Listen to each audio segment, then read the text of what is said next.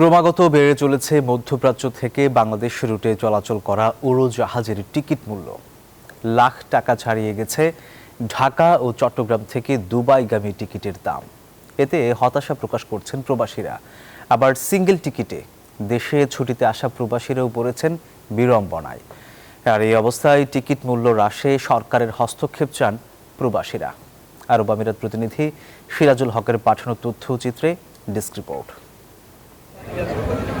আরব আমিরাতের 3টি আন্তর্জাতিক বিমানবন্দর আবুধাবি, দুবাই ও শারজার সঙ্গে আকাশপথে সরাসরি যোগাযোগ ঢাকা, চট্টগ্রাম ও সিলেট বিমানবন্দরের। একসময় এই 3টি গন্তব্যের জন্য ইকোনমি ক্লাসের টিকিট নিতে ব্যয় হতো 20 থেকে 35 হাজার টাকা। কিন্তু এখন বিশেষ করে ঢাকা ও চট্টগ্রাম থেকে আমিরাতমুখী উড়োজাহাজের আকাশচুম্বী দামের কারণে এখন দিশেহারা প্রবাসীরা। টিকিট ক্রয় করতে গেলে বাংলাদেশের এখন জাভা, দুবাই, ঢাকা, চিটাগং অথবা সিলেটে যদি কেউ যায় রিটার্ন টিকিট করে, তাহলে মোর দেন 80-90 হাজার টাকা এখন টিকিটের প্রাইস পড়তেছে।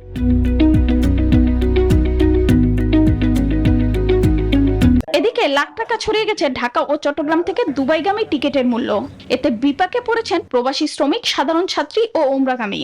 অন্যদিকে ট্রাভেল এজেন্সি ও ট্যুর অপারেটরদেরও সমস্যা বাড়ছে। দুবাই থেকে ঢাকা অথবা চট্টগ্রাম বা সিলেট এটা ফেয়ারগুলো ঠিক নরমাল আছে, কিন্তু বাংলাদেশ থেকে আসার ক্ষেত্রে it is really expensive ticket. Dubai থেকে যখন বাংলাদেশে যাবে তখন দেখা যাচ্ছে 700-800 টাকার মধ্যে টিকিটটা ইজিলি পেয়ে যাচ্ছে, কিন্তু যখন বাংলাদেশ থেকে যখন ব্যাক করবে তখন দেখা যাচ্ছে একটা টিকিটের দাম হচ্ছে 2000 দিরহাম, 1800 দিরহাম, যেটা কোনোভাবে বাংলাদেশে এখানে যারা প্রবাসীরা আছে ওদের সাথে সার্ভাইভ করাটা একটু ডিফিকাল্ট হয়ে যাচ্ছে। বিশেষজ্ঞ প্রবাসীরা অভিযোগ করছেন ফ্লাইট কম থাকার সুযোগে সিন্ডিকেট টিকিট ব্লক করে দাম বাড়াচ্ছে।